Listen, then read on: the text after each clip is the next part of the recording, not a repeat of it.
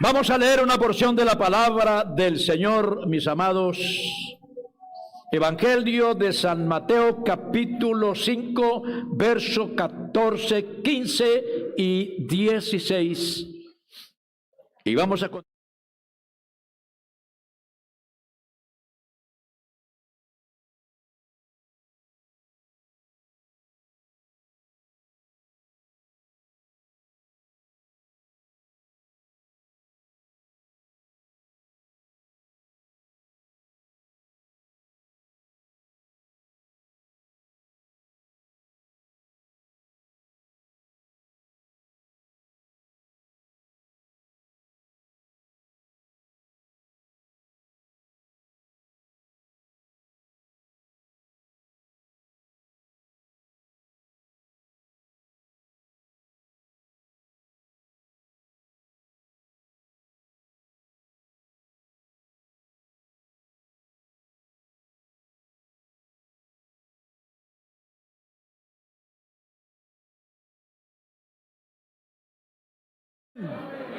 Demos gloria a Dios. Tengan la bondad de tomar sus puestos. Gloria al Señor Jesús.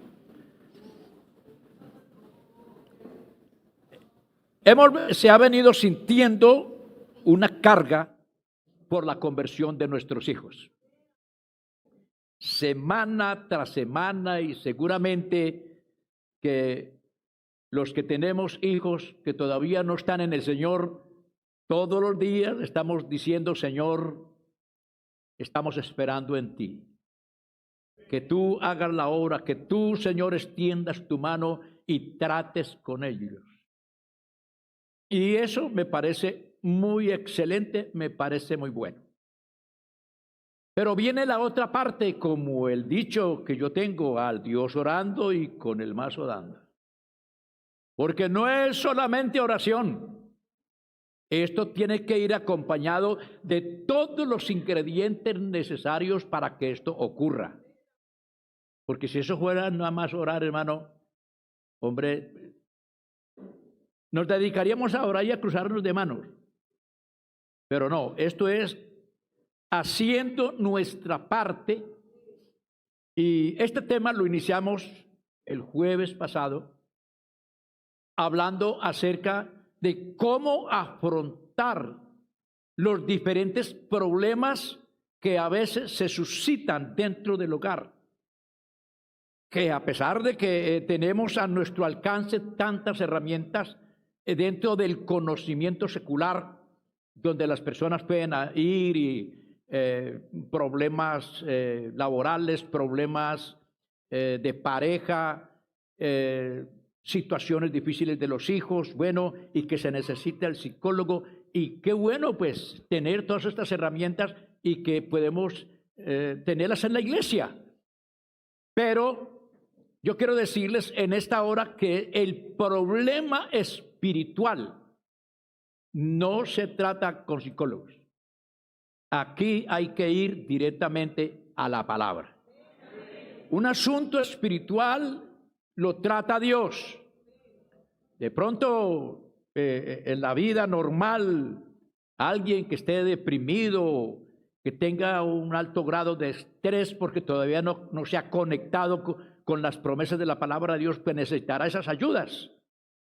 Pero los que hemos conocido la palabra de Dios, tenemos en cuenta lo siguiente. Él dice: la paz os dejo, mi paz os doy, no como el mundo la da, yo os la doy. No se turbe vuestro corazón, ni tengan miedo. Y eso lo dice todo. Alabanzas al nombre del Señor. Entonces, este asunto empieza en casa. Por eso el Evangelio se inició precisamente en una casa, en familia. Y fueron las primeras familias, los padres, los hijos, los que abrazaron la fe, según el libro de los Hechos de los Apóstoles. Ellos creían porque tenían una forma de transmitir la palabra de Dios del uno al otro, que cuando ya el padre y la madre creían, los hijos iban con papá y mamá. Y así se estableció el evangelio en familia. Y todavía se enseña que el evangelio es algo personal. Hay que afrontar la persona, hay que salirle al paso y decirle que Dios le ama, que Dios quiere salvarle. Hay que enfrentarlo con la palabra, y muchos abren la puerta para escuchar la enseñanza de la palabra de Dios. Pero empezó en casa.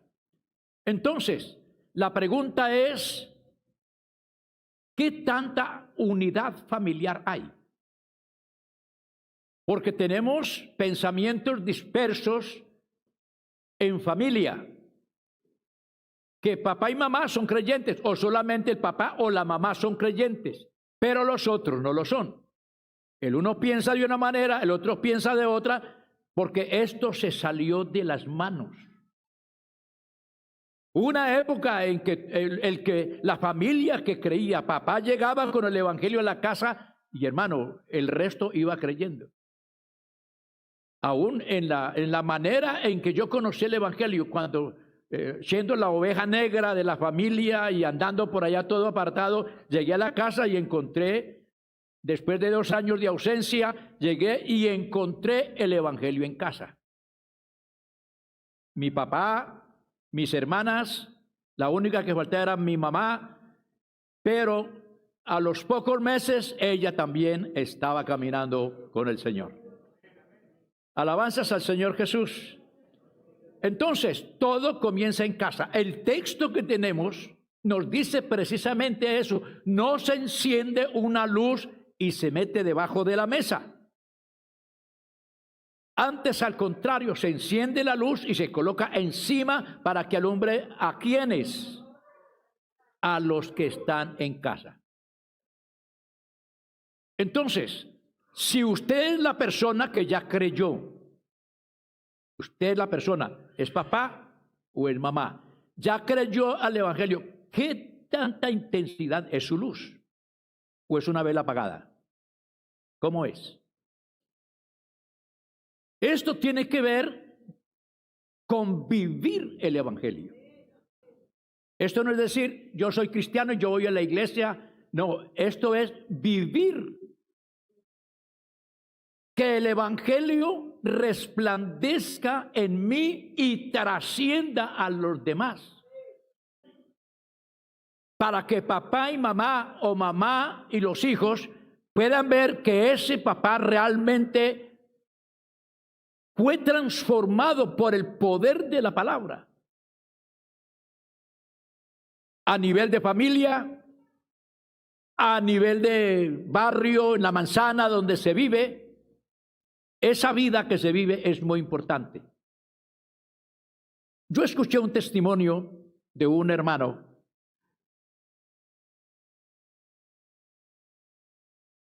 administraba una finca, tenía una finca y su vecino tenía otra. Pero resulta que el vecino era mal vecino. Y el hermano llegaba y sembraba y el otro le echaba los marranos o le echaba el ganado para que se le comiera lo que el hermano sembraba. El hermano encontraba las vacas allá, iba y las tomaba y se las llevaba. Vecinos, se le salieron las vacas. Encontraba los cerdos allá, cogía los cerdos, se los llevaba, vea, vecinos, se le salieron los cerdos. Nunca peleó con él, nunca le puso problemas, pero sí los llevaba en oración a Dios. Y un día ese señor se puso a meditar y dijo, pero este señor, este vecino, este evangélico, no se enoja, no me pone problemas por nada. ¿Qué será lo que tiene? Yo lo veo que él es diferente. Él no me pone pelea. Y se puso a pistearlo y dijo, yo tengo que saber, a ver, qué es lo que él hace y a dónde va. Y un día se propuso a seguirlo y lo siguió hasta que llegó a la iglesia. Y él dijo, yo tengo que oír a ver qué es lo que este señor escucha. Y escuchando ahí la palabra del Señor, el Señor lo alcanzó. Hermano, lo que uno vive conmueve a las demás personas. Donde usted se encuentre, en cualquier lugar, en el trabajo o en la empresa, donde esté, que esa luz brille en casa primeramente y luego se extienda esa luz y que la gente entienda que usted es una persona diferente. Al nombre del Señor sea la gloria. Empecemos por allí, por alumbrar en nuestro propio hogar. Siguiendo este tema de la familia, vamos a ver si empezamos con unas diapositivas, con una pregunta. Autoridad. ¿Quién tiene la autoridad? Roles de género, hombre, mujer. La mujer, rol reproductivo, espacio doméstico, trabajo no remunerado, servicio y cuidado de personas, mediación, subordinación. Hombre o varón. Rol productivo, espacio público, trabajo remunerado, poder y responsabilidad, autoridad, dominación. Esto lo vamos a acompañar de una escritura en Efesios capítulo 5,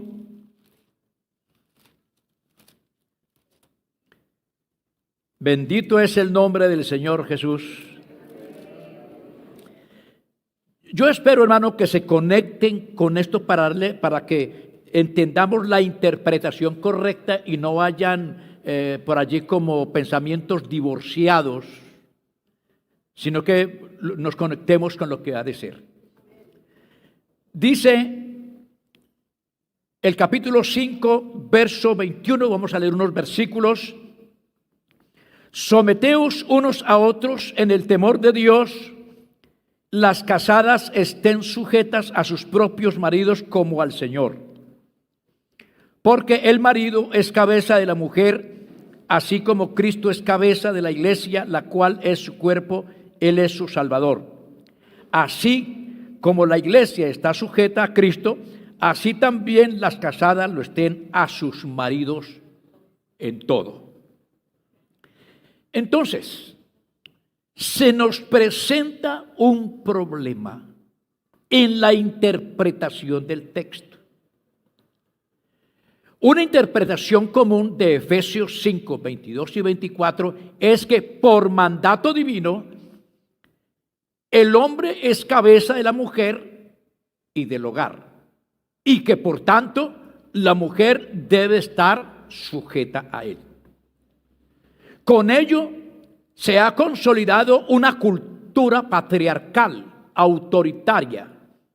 La esposa y los hijos le deben obediencia al esposo, padre, así como los fieles deben sujetarse al pastor, así como los ciudadanos deben obedecer y honrar a las autoridades civiles. Aquí sostenemos que esta interpretación patriarcal de Efesios capítulo 5, verso 22 al 24, no es bíblica por dos razones. Porque no hace justicia a todo el mensaje bíblico de equidad entre hombre y mujer. B, porque hace una interpretación descontextualizada de este pasaje tergiversado, haciendo entender lo contrario al sentido original. Se ha tomado como muy, ¿cómo se dice? Muy materialmente. Y eso ha dado lugar para que se continúe con esos desmanes del hombre dentro del hogar. Con eso que se llama machismo, autoridad exagerada, cuando la mujer realmente como que no encuentra, no se le da ese lugar en la iglesia. Inclusive hay algunas denominaciones que no permiten que la mujer hable en la congregación o que enseñe. Aquí vino una vez un señor lo invitamos al culto. Él vino como una o dos ocasiones. Y en una de esas ocasiones, una mujer estaba dirigiendo. Y eso fue suficiente para él no volver. Porque la mujer se le priva de ese derecho. Entonces se materializa. Y vamos a ver realmente cuál es el verdadero sentido, porque aún nosotros en épocas pasadas cometimos ese error. Y puede ser que todavía se esté cometiendo. Entonces, dejemos que la palabra de Dios nos ubique en su lugar. El mensaje bíblico, equidad, hombre, mujer. Una sana regla de interpretación afirma que el mensaje de un texto en particular debe guardar armonía con el mensaje de toda la Biblia. Entonces, ¿cómo se debe interpretar Efesios capítulo 5, verso 22 al 24? Volvemos a leerlo. Las casadas estén sujetas a sus propios maridos como al Señor, porque el marido es cabeza de la mujer, así como Cristo es cabeza de la iglesia, la cual es su cuerpo y Él es su Salvador. Así que como la iglesia está sujeta a Cristo, así también las casadas lo estén a sus maridos en todo.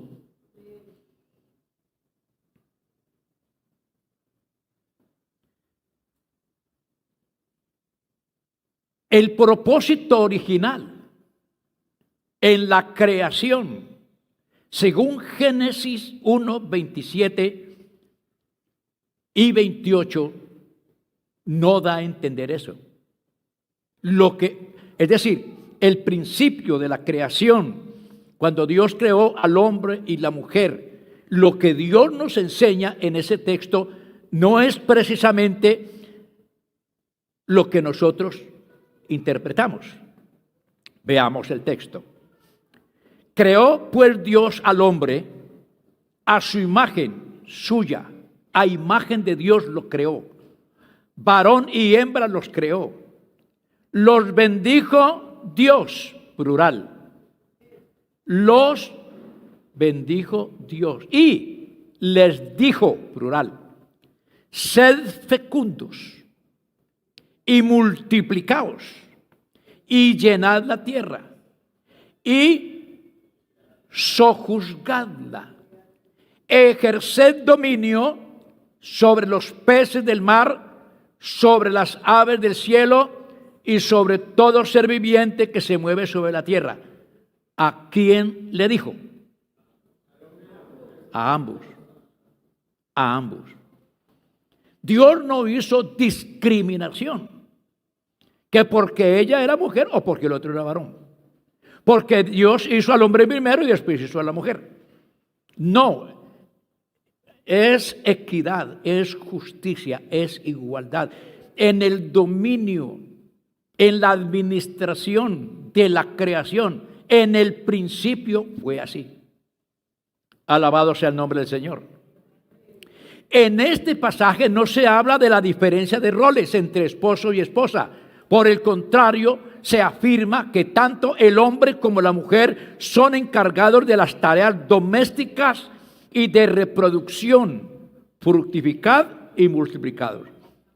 Y el hombre como la mujer son encargados de la tarea de la productividad, de llenar la tierra y de gobernarla. Porque el hombre sin la mujer es nada y la mujer sin el hombre tampoco. Son un complemento perfecto. Se necesita el uno y el otro para que la especie continúe. De otra manera no se puede. Por eso estos textos lanzan un grito de protesta a los que piensan que se puede hacer de otra manera. A los que piensan que una familia se puede formar entre una mujer o entre mujeres o entre varones.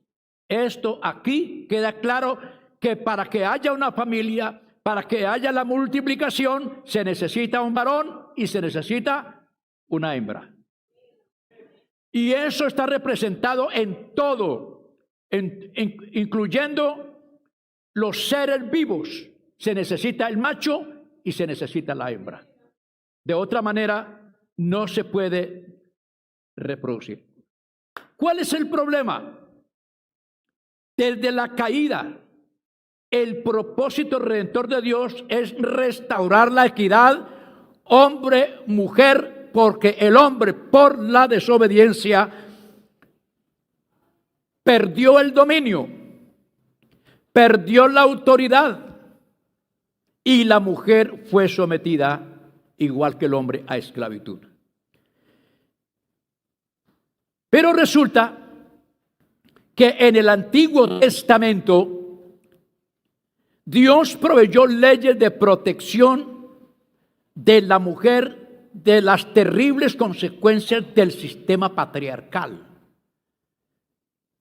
Recordemos que en el Antiguo Testamento esa ley sí existía, inclusive en los actos ceremoniales, donde las mujeres estaban aparte y las mujeres aparte. Y las mujeres no podían oficiar, no podían tomar parte en el sacerdocio, en los rituales que se hacían en el tabernáculo. Eso solamente era para varones y la mujer estaba excluida. Pero Dios es bueno. Amén.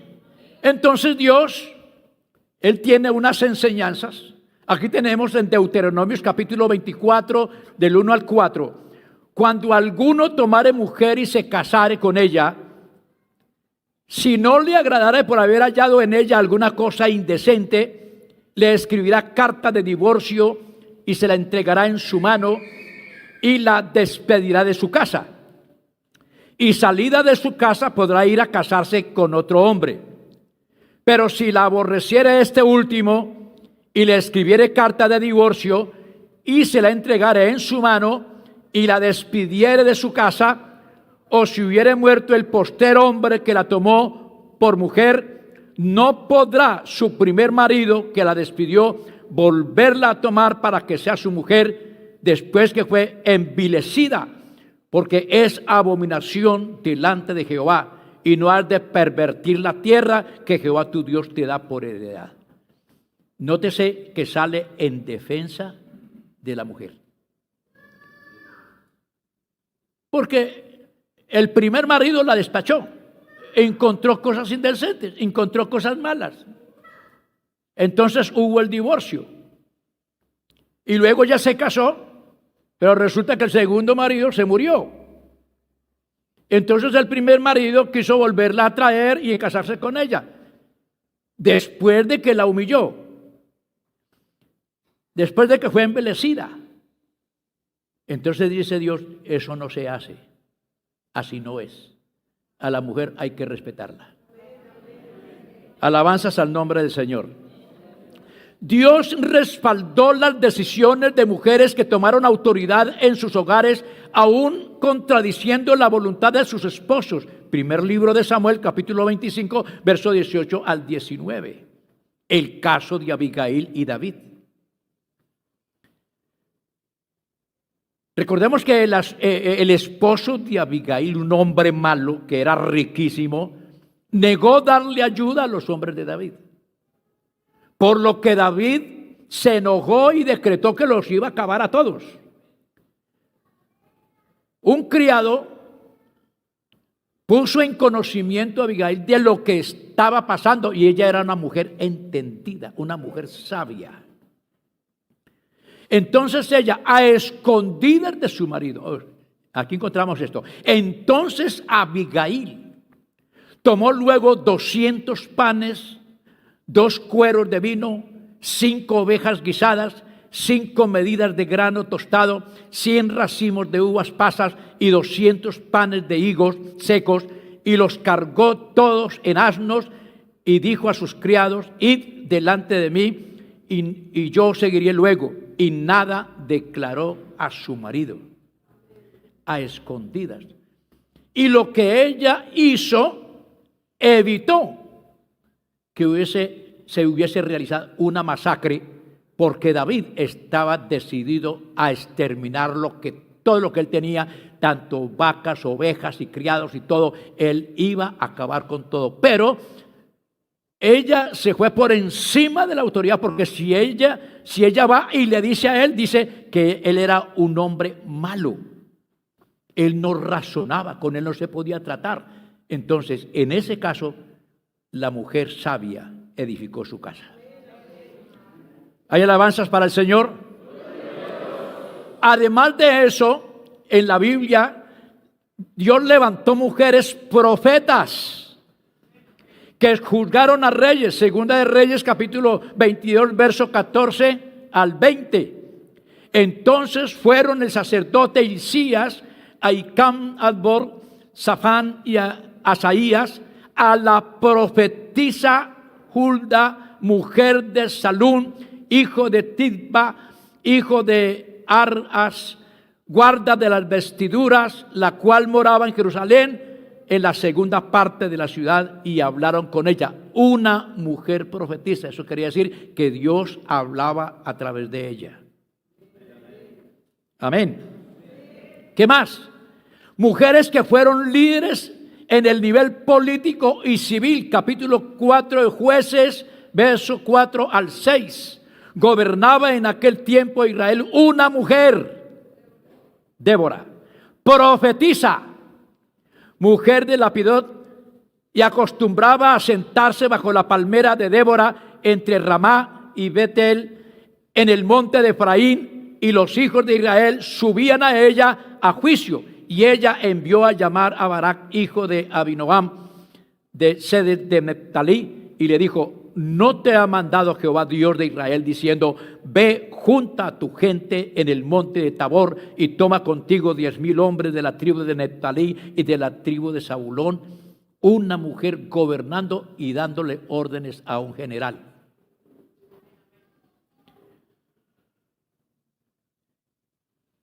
Entonces, ¿a qué viene el pensamiento de que no pueden hacer nada? ¿De dónde sacaron esa idea? Mujeres que comenzaron a reformas sociales orientadas a la liberación en pro de la igualdad socioeconómica, según Nehemías capítulo 5, verso 1 al 12. En tiempo de crisis, cuando la situación estaba grave, cuando había mucha pobreza y los impuestos estaban muy altos. Y dice, afirmó a través de los profetas con la iniquidad socioeconómica, pobres, humildes, de género, viudas, generacional, huérfanos e intercultural, extranjeros, que esa actitud es contraria a la voluntad de Dios. Es decir, no prestarles el auxilio, no escuchar sus voces, hacer que las viudas sufran, hacer que las mujeres se empobrezcan por causa de la ignorancia de los esposos. Eso va en contra de las Escrituras. En la iglesia primitiva se hace realidad el proyecto de Dios, restaurar las relaciones de equidad entre hombre y mujer. Según el propósito original de la creación, reciben los mismos dones y ministerios que los hombres. El Espíritu Santo no hace distinción de género. Volviendo a Génesis, en el principio Dios lo hizo así. Pero en la caída, es que el problema surgió ya en el capítulo 3 del libro de Génesis. Dios le dice a la mujer: por cuanto esto hiciste, multiplicaré en gran manera los dolores en tus preñeces. Con dolor darás a luz a tus hijos. Y él, allí está el asunto, y él se enseñoreará de ti. Pero eso fue después. Esas son consecuencias de la desobediencia, de la caída del hombre, problemas del pecado. Y al hombre le dijo: por cuanto obedeciste a la voz de tu mujer, maldita será la tierra por tu causa. con dolor comerás de ella. Espinos y cardos te producirá todos los días de tu vida. Con el sudor de tu frente ganarás el pan. ¿Para quién? Para tus hijos. Hasta que vuelvas al polvo de donde fuiste tomado, pues polvo eres y al polvo volverás. Entonces se establece. ¿Qué significa todo eso? ¿Qué le quiso decir Dios al hombre y qué le quiso decir Dios a la mujer en ese sentido? Alabanzas al nombre del Señor. A su nombre sea la gloria. Avanzando en esto para dar claridad al asunto, el apóstol Pablo puede decir que en la comunidad del reino se superan las relaciones patriarcales entre hombre y mujer. Porque cuando Dios hace la redención, no lo hizo solo para el hombre. En la redención incluyó a la mujer. Podría tener preferencia. ¿Por qué? Porque Él no vino a salvar la parte física, sino lo que había adentro, que es el alma. El alma de la mujer, el alma del hombre. Lo que Dios colocó dentro de ella, que colocó dentro de él. Entonces, en Gálatas 3:26, dice, porque todos sois hijos de Dios por la fe en Cristo Jesús. Pues todos los que habéis sido bautizados en Cristo, de Cristo estáis revestidos. Y ya no hay judío, ni griego, ni esclavo, ni libre. No hay varón, ni mujer, porque todos vosotros sois uno en Cristo Jesús. Aquí nos ve el Señor no como hombres y mujeres. Dios nos mira aquí como su iglesia. Una unidad. Alabanzas al Señor. Aquí Él no nos ve como intelectuales o ignorantes, ricos o pobres. Él nos ve como personas que Él compró con su sangre en la cruz del Calvario, los cuales va a llevar a su reino un día. Amén.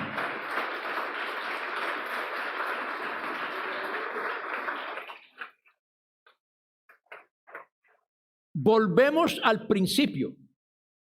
Entonces dijo Dios, hagamos al hombre a nuestra imagen, conforme a nuestra semejanza, y señoré en los peces del mar, en las aves de los cielos, en las bestias, en toda la tierra, en todo animal que se arrastra sobre la tierra. Y creó Dios al hombre a su imagen, a imagen de Dios los creó, varón y hembra los creó, y los bendijo Dios y les dijo, fructificad y multiplicad, llenad la tierra y sojuzgadla, y señoread en los peces del mar, en las aves de los cielos y en todas las bestias que se mueven sobre la tierra.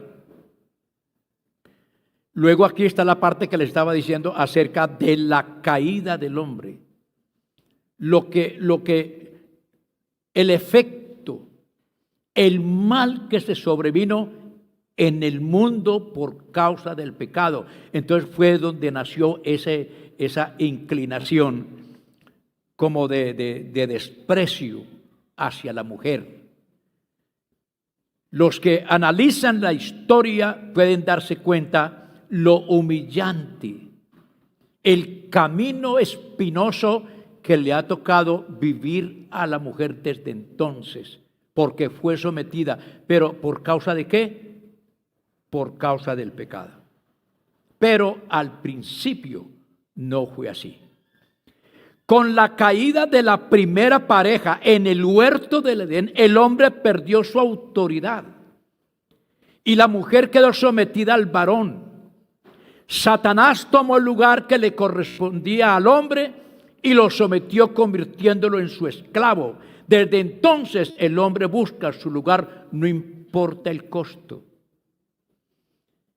Esa tendencia del varón de sentirse grandecito es el reclamo de un derecho que él perdió. Y ya encontramos el primer poderoso en el capítulo 10 y capítulo 11 de Génesis, cuando nos habla del primer poderoso en la tierra, que era cazador, el hombre Nimrod. El primer imperio, el primer rey, el primer gobierno que esclavizó a la gente para poder construir la Torre de Babel. Siempre ha habido esa tendencia. El hombre quiere ubicarse en una parte alta donde él se dé a entender y someter a los demás. Y esa ha sido la guerra de las naciones. Siempre en busca del poder. ¿Cuál es la lucha que se tiene ahora? La lucha que se tiene ahora es quién tiene el dominio, quién tiene el poder, quién va a dominar la tierra. Y en esa lucha están, y ahí están en las guerras. Y a nivel de familia es algo parecido. El hombre quiere hacerse notar de que él es el varón de la casa. Y se van a esas formas extremas que son conocidas por los medios de comunicación, que eso no es nuevo. Eso es ahora porque hay esa manera fácil de publicarlo, pero eso viene desde tiempo atrás. Ese maltrato. Recuerden que nosotros, la mayoría de nosotros en nuestra niñez, fuimos maltratados violentamente. Nos dieron una crianza a palo. Pero aquí estamos. Gloria al Señor. Y debido a eso, entonces, viene la legislación, vienen las leyes, vienen las prohibiciones, tratando de evitar, como decirle al ser humano, pare ahí, o si no se va a la cárcel. Pero a pesar de eso, las noticias nos dicen algo que es al contrario. La violencia se aumenta. Los niños son maltratados. Los matan, los violan, los femicidios. Todo eso, hermano, es la evidencia de que el hombre está reclamando un derecho que él perdió. Y así será hasta que Dios ponga en orden las cosas. Pero en la iglesia, Dios ha querido restaurar el asunto, es decir, volver a lo del principio. Lo del principio de la creación. Romanos capítulo 6, verso 17 al 19. Dice, antes ustedes eran esclavos del pecado. Pero gracias a Dios, ahora obedecen de todo corazón la enseñanza que les hemos dado. Ahora son libres de la esclavitud del pecado y se han hecho esclavos de la vida recta. ¿A quién se lo está diciendo?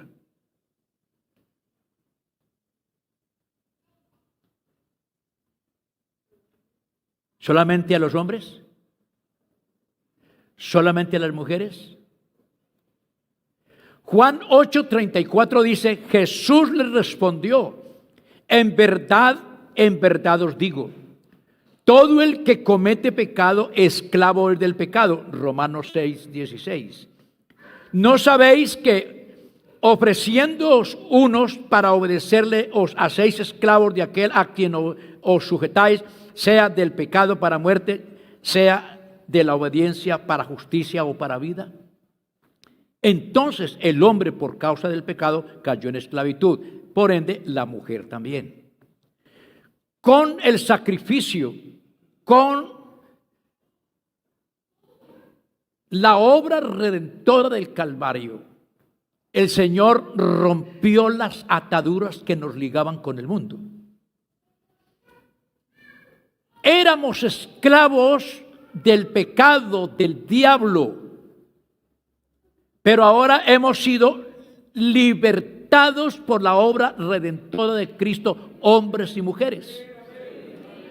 Ese grupo de hombres y mujeres en un conjunto se llaman la Iglesia de Cristo. Y escuche lo que dice la Biblia.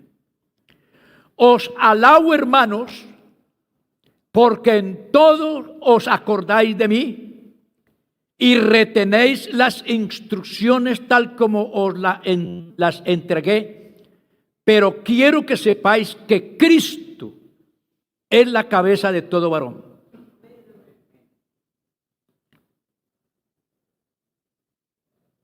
Y el varón es la cabeza de la mujer. Y Dios la cabeza de Cristo. Todo varón que ora o profetiza con la cabeza cubierta afrenta a su cabeza. Ahora, si Cristo es la cabeza de todo varón, ¿cómo es el varón? ¿Cómo debe ser el varón?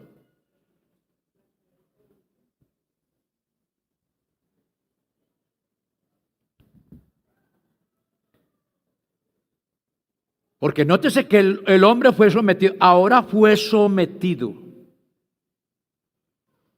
En el principio de la creación, Dios le dio autoridad al hombre, pero mire que solamente le dio mandamientos. No haga esto, no haga aquello, haga esto, haga así. Enseñoree y multiplíquense. Pero aquí el Señor establece un orden, dice, yo soy la cabeza. Así que al hombre pierde su libertad para estar sometida a la voluntad de quien lo salvó, de quien lo libertó. Así que el hombre no puede hacer lo que quiere.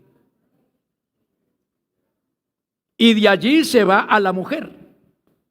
La cabeza ahora de la mujer es el varón, pero esa cabeza está sometida a la principal. Pero realmente, ¿qué es lo que se quiere enseñar con esto? En esta imagen, volvemos a ver estas estructuras. Cristo, que es como la sombra para el esposo, y el esposo es como la sombra para su mujer, para su familia. El esposo, Cristo, protege la iglesia.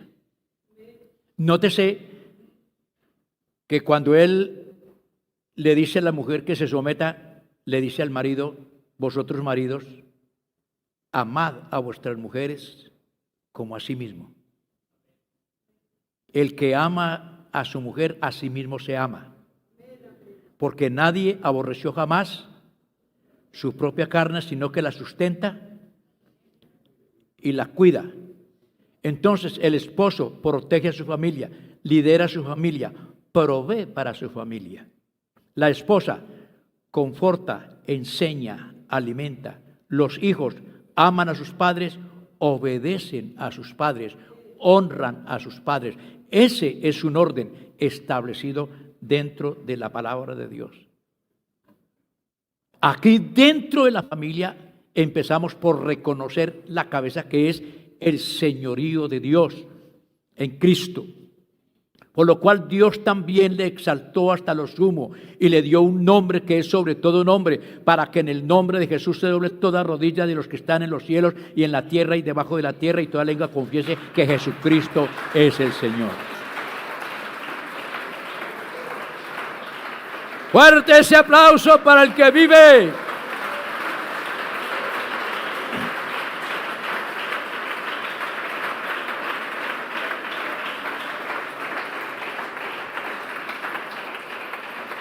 Según el Salmo 104, Dios es sustentador.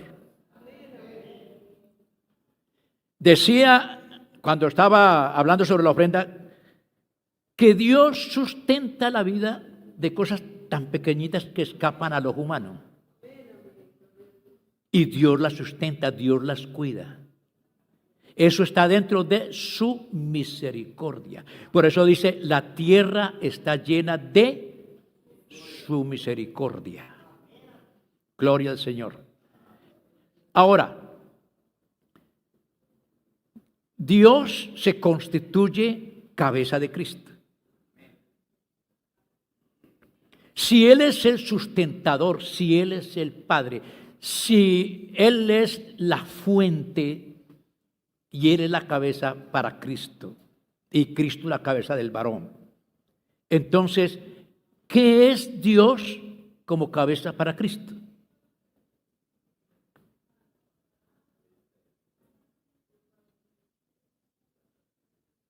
Es la fuente. Dios para mostrar, porque lo que hace Dios en Cristo es mostrar su amor, su gracia, su misericordia, la oportunidad de que todos se salven. Él dice, yo no quiero la muerte del pecador, sino que éste se convierta y viva. Amén. En la oración que pide Pablo dice, el cual quiere, hablando de Dios, el cual quiere que todos los hombres sean salvos y vengan al conocimiento de Dios. Entonces, ¿en qué cabeza está la piedad, la bondad, la misericordia, la compasión? En Dios. Por eso cuando se habla del fruto del Espíritu en Gálatas, más el fruto del Espíritu es amor. ¿Y luego qué? Paz. ¿De dónde viene ese amor y de dónde viene esa paz? Pablo le dice a la iglesia que el amor de Dios se ha derramado en nuestros corazones por el Espíritu Santo que nos ha sido dado. Mire la importancia de recibir el Espíritu Santo. El amor de Dios ha sido derramado en nuestros corazones por el Espíritu Santo que nos ha sido dado. Entonces, la fuente de toda buena dádiva, como dice el apóstol, no os engañéis, toda buena dádiva y todo don perfecto desciende del Padre de las luces, en el cual no hay mudanza ni sombra de variación. Sencillamente cuando dice cabeza no es realmente un dominio. La interpretación de esto es que la cabeza es la fuente, porque es donde nace el sentimiento, el cual debe ser compartido. Entonces, la mujer que está representada aquí en la Biblia como la iglesia, todos nosotros como la iglesia de Cristo, la esposa del Cordero cuya cabeza es Cristo. Entonces, ¿cuál es la diferencia entre hombre y mujer dentro de la iglesia? Ninguna. Ninguna. Tanto derecho tiene el hombre de predicar como tiene la mujer. No puede ser mirada de otra manera, sino como una hija de Dios. No puede ser tratada de otra manera, porque el precio que pagó por el varón lo pagó por la mujer. Entonces, Dios, para acabar ese maltrato y ese machismo, entonces dice, yo soy la cabeza. Aquí se hace lo que yo digo. Entonces le dice al hombre, usted tiene que amar a su mujer como a sí mismo. Y la mujer entonces, ¿qué hace? Ella queda protegida, porque el hombre para la mujer es su sombra, es su protección, es su sustento, es su vida. Así es que viene funcionando esto, hermanos. Uno no puede coger a la esposa y no, es que yo soy el que mando aquí. No, usted no tiene esa autoridad de esa manera. Ambos tienen el mismo derecho y tienen la misma autoridad, y vamos a verlo por las Escrituras. Empecemos con Efesios 1, 22, 23, dice, y sometió todas las cosas bajo sus pies y lo dio por cabeza sobre todas las cosas a la iglesia, la cual es su cuerpo, la plenitud de aquel que todo lo llena en todo. ¿Quién sometió todas las cosas bajo sus pies? Recordemos que el mundo quedó en poder de Satanás. El mundo y todo lo que en él habita quedó en manos de Satanás. Por eso cuando viene la tentación de Jesús en el desierto y el diablo le dice, mostrándole el reino y toda su gloria, le dice, todo esto te daré si te postras y me adoras. Jesús no le reprochó. Él le había podido decir, no, eso no es tuyo, eso es mío, porque él era el creador. Pero dentro de las leyes, los legales, de los negocios, Adán hizo un mal negocio. Y eso Dios lo respetó. Y Satanás se apoderó del mundo. Y la Biblia lo llama el Dios de este siglo. Él es el Dios del mundo. Por lo tanto, todo lo que hay en la tierra, aunque la Biblia declara que la plata y el oro es de Dios, sin embargo, el que manipula todo eso aquí en la tierra es el diablo.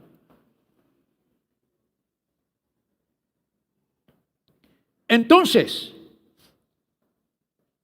la muerte de Cristo, cuando Él estuvo en la tierra, en el cielo y la tierra, cuando Él resucitó y cuando Él ascendió a los cielos, en ese acto de sacrificio, en ese acto de victoria, hasta llegar por encima de los cielos, Él sometió todo principado, toda potestad, todo lo que había quedado en manos del diablo, el Señor se lo quitó. Y por eso fue declarado, por cual se le dio un nombre que es sobre todo nombre, para que en el nombre de Jesús se doble toda rodilla de lo que hay arriba en el cielo, abajo en la tierra y debajo de ella. ¡Gloria a Dios!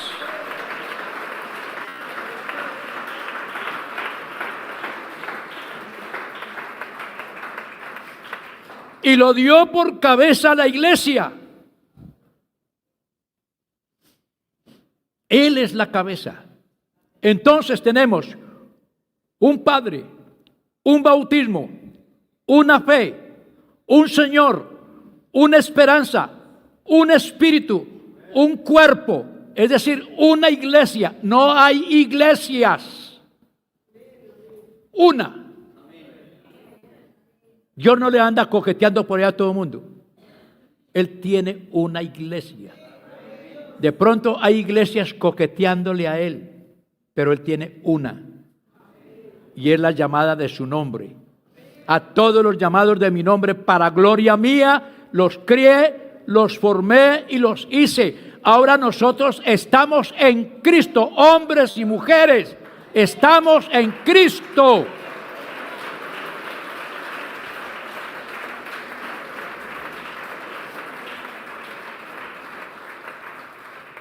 Ahora, para que esto se haga una realidad, porque el mundo sigue con lo suyo.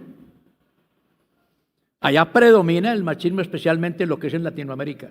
Y si nos vamos para el oriente, Dios mío bendito, entre los árabes, los musulmanes y toda esa gente, peor. Donde la mujer no tiene ni voz ni voto. Donde la mujer tiene que ponerse un velo. Bueno, una cantidad de cosas. En México hay una iglesia, y creo que aquí en Colombia hay una iglesia, y es del nombre. Las mujeres tienen que usar un velo.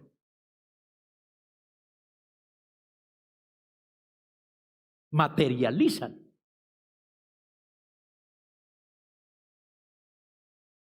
Para que esto pueda surgir, para que el hombre reconozca su lugar, para que el hombre reconozca el lugar que le corresponde a la mujer, desempeñar el papel que le corresponde, es necesario nacer de nuevo. Una hermana con un esposo inconverso sufre. Y porque él cree que él tiene todo el derecho. Y usted no va al culto y la pobre mujer, pues, imagínese. Pero sí se aguanta porque ahora hay derechos. Entonces, para que pueda surgir realmente, para que el buen trato entre esposos pueda surgir, es necesario que los dos tengan una experiencia en Cristo. De lo contrario, es muy difícil. Ese fue el mensaje. Juan 3, verso 3 al 7, respondió Jesús y le dijo: de cierto te digo que el que no naciere de nuevo no puede ver el reino de Dios. Nicodemo le dijo, ¿cómo puede un hombre nacer siendo viejo? ¿Puede acaso entrar por segunda vez en el vientre de su madre y nacer? Respondió Jesús, de cierto te digo que el que no naciere de agua y del Espíritu no puede entrar en el reino de Dios. Lo que es nacido de la carne, carne es, y lo que es nacido del Espíritu, Espíritu es. No te maravilles de que te dije, os es necesario nacer de nuevo. En ese nacer de nuevo se restaura lo que se perdió al principio. Ambos tienen derecho a participar en el gobierno. Por eso, cuando las cosas terminen, en aquel día Jehová será uno y uno su nombre. Y la iglesia estará participando del reino, juntamente con él. Y si es la iglesia, son hombres y mujeres. Los próximos alcaldes, gobernadores y todo eso van a ser ustedes, cuando Él establezca su reino. Y dice la Biblia, y reinaremos con vara de hierro. Este nacimiento de nuevo, yo he escogido esta figura de la metamorfosis de la mariposa para que plasmemos esto en la mente, que es un cambio, no de sexo, sino de corazón, de mente. El primero, notamos que es lo que llamamos la oruga o el gusanito feo ese que se arrastra, de la cual dice la Biblia que el hombre es un gusano. Y la vida del gusano es arrastrarse por el polvoriento desierto de la vida, comiendo de la basura del mundo. Pero que el final de ese asqueroso animalito es totalmente maravilloso, porque en su tiempo entra en un proceso y se convierte en lo que llamamos un capullo. Él mismo crea una bolsa y se mete en ella y dura, creo que unos 3 días dentro de ella. Y en ese espacio de tiempo hay un cambio dentro. Y cuando termina su proceso, sale una maravillosa mariposa. Hay un cambio, ya no es un gusano, es una mariposa. Y hermano, esto es precisamente lo que significa ser una nueva criatura. Nacer de nuevo no es bautizarse y hacerse miembro de la iglesia y seguir por lo mismo, mintiendo, viviendo de cualquier manera, desordenadamente, tratando al mundo, a la gente de cualquier manera, andando por ahí en chismes y en enredos y armando escándalos. Eso no es una nueva criatura, se quedó en las mismas. Todavía sigue siendo gusano. Pero cuando es nueva criatura, es nueva criatura. Hay un nuevo pensamiento, ha sido estructurado de una manera tan especial que esa persona se convierte en ese padre amoroso, que protege su esposa, sus hijos, se sacrifica por ellos, así como Cristo se sacrificó por la iglesia. Yo no sé cómo trata usted a su mujer. Yo no sé si ella tiene que implorarle, mijito, ¿me da para comprarme unos cucos? Afortunadamente hoy las mujeres se han independizado mucho y trabajan para ellas conseguir lo que necesitan. Pero realmente el hombre es el proveedor. Yo tengo algo. Yo voy con mi esposa y ella dice, ay papi, eso es tan bonito, me encanta, me gusta eso. Si yo tengo la manera, yo le digo, pues si gusta, llévelo. Y con el mayor gusto se lo regalo. Ni se lo regalo, es que ella se lo merece. No, porque es la ayuda idónea, es la que está allí, ella es la que está con ese cuidado en el hogar con uno. Cierto que esté la comidita, porque eso es la otra parte en la dama. Yo no sé si usted es la mujer que dice, si quiere desayunar, levántese y haga.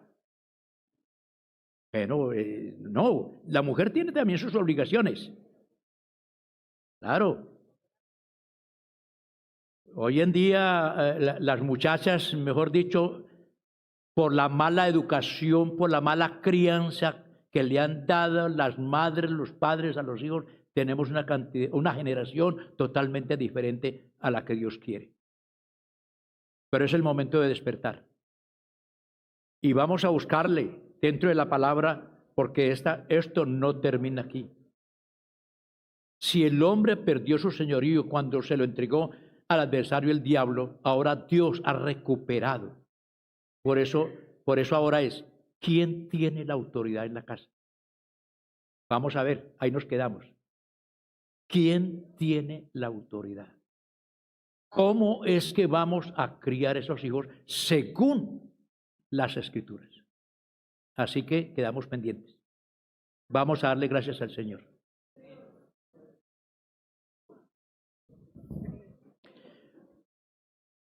¿Sí me di a comprender? Mujeres, a disfrutar al marido. Amén. Así, hermanos, no le dé miedo casarse, porque si ambos son creyentes, gloria a Dios. Realmente van a disfrutar de una bendición muy grande. Pero si se va y se busca un inconverso, ahí sí, como dicen los muchachos, pailas. Lleve del bulto. Soberano Dios y Padre Santo, quiero darte gracias.